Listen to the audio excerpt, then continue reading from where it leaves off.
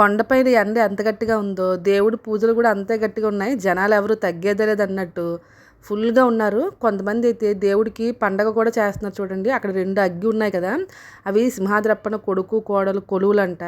ఇక్కడ వచ్చి ఏదో చిన్న పండగలా చేసుకుంటున్నారనమాట. మేము దర్శనం అయిపోయినాక కాసేపు చూసి అలా వచ్చి ప్రసాదం కొనుక్కొని తినేస్తున్నాము. మధ్యాహ్నం లంచ్ పులిహోరనే. ఇంకా తినేసిన తర్వాత మెట్లు ఎక్కుతూ వెళ్ళాం కదా, మెట్లు దిగుతూ దిగిపోయామన్నమాట. ఇంకా మధ్యదారిలో ఇలా మంచి ప్లేస్లకి ఎక్కడికైనా వస్తే ఏదో ఒకటి గుర్తుగా కొంటాం కదా. చిన్న సింహాద్రప్పన స్వామి బొమ్మను కొనుక్కొని నెమ్మదిగా మెట్లయితే దిగిపోతున్నాం. మెట్లు ఎక్కేటప్పుడు ఎండ ఎక్కువగా ఉంది, ఎక్కలేక ఎక్కాం కదా, మధ్యలో కొన్ని ప్లేసులు మిస్ అయ్యామన్నమాట. దిగేటప్పుడు అవన్నీ కవర్ చేసుకుంటూ వ్యూ అంతా చూడండి, వైజాగ్ వ్యూ అంతా చాలా అందంగా కనిపిస్తుంది. అవన్నీ చూసుకుంటూ చక్కగా రాళ్ళతో ఇల్లు కట్టుకుంటూ కిందకి దిగిపోయేసరికి కిందన కూడా హడావిడి అలానే ఉంది.